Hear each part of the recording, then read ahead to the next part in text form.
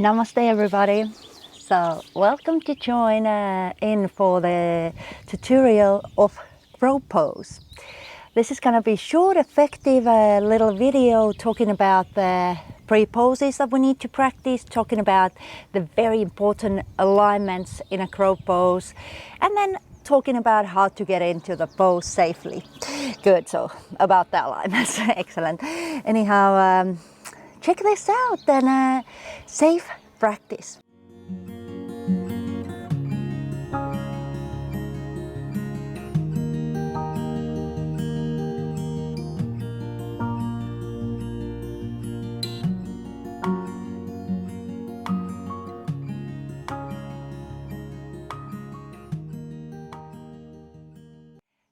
Cool. So we're gonna get started talking about the pre-postures, the things that we need to think about when we go into a crow pose. A lot of people think it's all about the arm strength, but actually lots of the arm balances comes from the core strength. So quite important that you practice your planks and whatever core strength exercises there is. So you might just want to start out by staying in a plank for a bit, drawing that navel in, drawing the pubic bone towards the heart. Good, holding in here. You might want to flow a bit, going into your down dog and flowing into your plank again. And down. Good. And blank. Good. One important thing in a crow pose is that what I also see in lots of the other poses in yoga, that your elbows start to go to the side.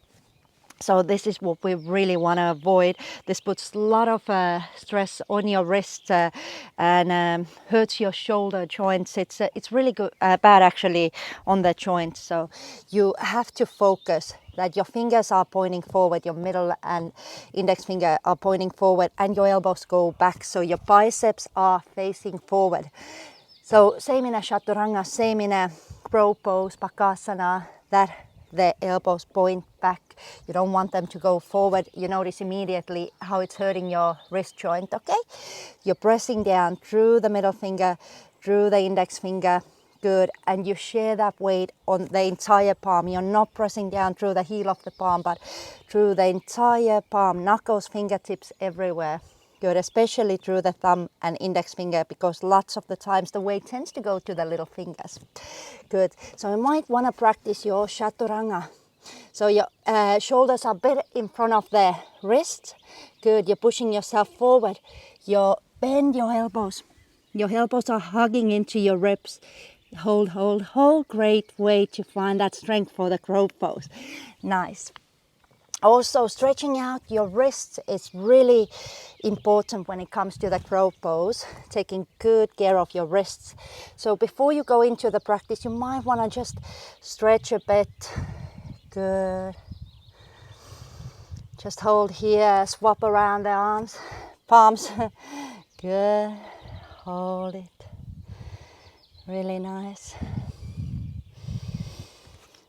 Beautiful. Also a couple of cat-cows to make your spine nice and limber. So you look into your navel and on your inhalation you just lift that tailbone up, gaze up, chest forward.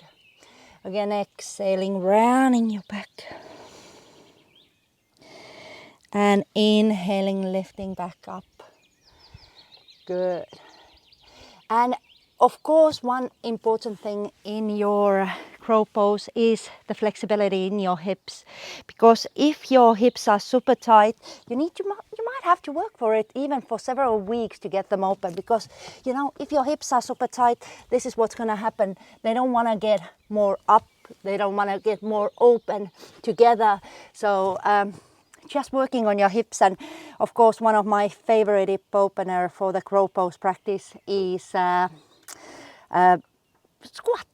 It's just a simple squat, so you might just want to come into your squat, bringing your elbows inside your knees, palms together.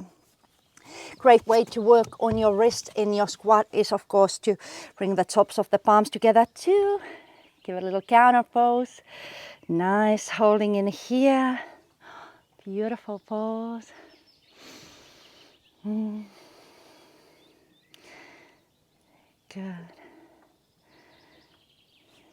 Excellent. So might want to even roll the wrists around a couple of times. Now let's get talking about that crow pose and getting into it a bit more. So there's a couple of pre-postures I recommend: working on your core strength, working on opening up your hips, stretching out your wrists, getting your body nice and warmed up. Now if you are feeling frightened about falling over, just bring a pillow over there. It gives you that bit of a safety net, but I have to say everybody falls over in a crow pose once in a while, so it happens to everybody. Every single person falls over in crow pose possibly once in a lifetime if you practice it often. Good. So don't worry, we have all survived it, so it's all good. Good. So when you go into your crow pose, you have a couple of choices. One of the choices I was taught to that you can start out by just placing your palms down, fingers wide apart. You hug your knees into your elbows, so it's almost like these magnets that are pulling the elbows together, and you might want to just shift your weight forward in here. Even try to lift up both of your legs. Good, trying that out. Then another option, bringing your knees a little bit closer together, placing just the tops of your elbows on top of your knees, turning your palms around, and from here trying to lift up. So holding in here, lifting up. Again, you can try swapping the legs around, and just like this, it might work out perfectly. Good. Then just a very, very important word quickly. One of the most important rules in crow pose, in arm balances, in life in general, is that if you are looking down, you are going down. If you are looking forward, you're going to go forward. So don't look down in a crow pose, look forward. That's where you're going. So very, very important. So I'll just show you what I meant. Good. So gaze always forward. We don't want to gaze down. We want to look a bit forward. So when I lift up, place my knees to the back of my arms. Good. Elbows facing back. Looking forward. Holding, holding, holding. Toes are straight. Back is round. And then coming down. That's the thing with the back. I also mentioned that if you are keeping your back completely straight, you're putting a lot of pressure to the back of your arms. So focus on rounding that back. That is how you're gonna get yourself so much more lighter. You draw that belly in, you lift that pelvic floor, and you round that back. It's almost like it's lifting you up, up, up, up, up. Try that out. Makes such a massive difference. Otherwise you end up with billions of bruises like I used to. You know, a lot of the ailment cues I heard later on. But try that thing out. It does really help out. Good. So final time. All the tiniest things that I had to mention. Palms down. Palms are shoulder width apart. Index fingers, middle finger pointing forward. Good. You're rooting down throughout the entire palm. You're lifting your hips up.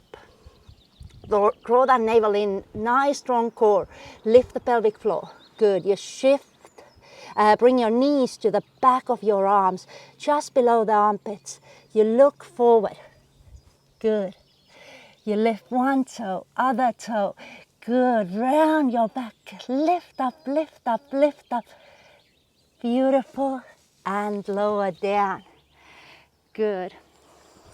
I always like to take a little squat, close my eyes after that crow pose. Just inhale that strength that comes with the pose, self-confidence, the balance.